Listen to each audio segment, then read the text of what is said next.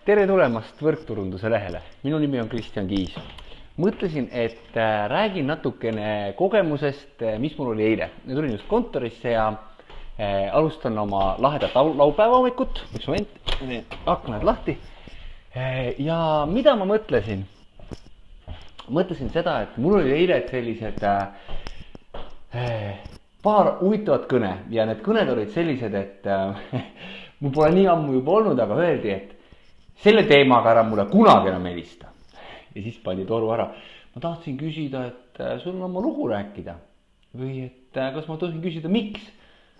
Kui te ei jõudnud. Mis ma tahtsin öelda, on see, et mida sina teed, kui sulle nii öeldakse? Või mida sa tunned? Või kas sa lased sellest ennast häirida?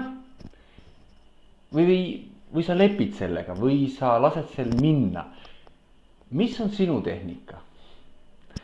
Mina olen suutnud 5 aastaga jõuda nii kaugele, et ma ei lase sellele enda sisse minna.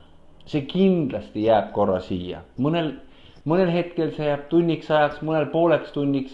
Ma mäletan enda aegu, algusaegu, kus olid mul momendid, kus ma olin kohe mitu päeva häiritud, kui keegi mulle nii ütles.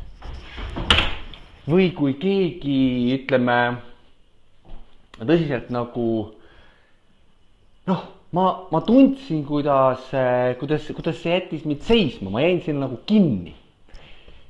Ja mõtlen seda, et kujutate nüüd ette, minu filosoofia on see, kui inimene nii ütleb, siis oled tänulik, täna teda, sest tema oli nagu sinu õpetaja, sina saad nüüd paremaks. Mis veel? Siis on veel see, et kujuta ette, kui see inimene, sa nüüd väga tahad või veenad teda või ta ei ole täna veel valmis, aga oletame nii, et sa suudad miski või kuidagi teda ikkagi nagu veenda ja tuleb sinu meeskonda. Nüüd ta hakkab sul kaela peal sõitma. Kujutad ette, täna tegi universum sinu eest töö ära. Ta filtreeris selle inimese sinu elust, ta ei olnud täna veel valmis. Suhted aga tulevikus. Võib-olla väga tore inimene, lihtsalt tal ei ole täna seda teadmist. Ole hea, kommenteeri, kuidas sina antud olukordades käitud, kuidas sina edasi liigud, mis on sinu nipid. Jaga seda teistele, aitame saada paremaks, olles ja jäädes ise viisakaks. Minu soov sulle on, et ka sina sooviksid saada professionaalseks võrkturundajaks. Nüüd lähme ja räägime sellest tervele maailmale. Mina tänan.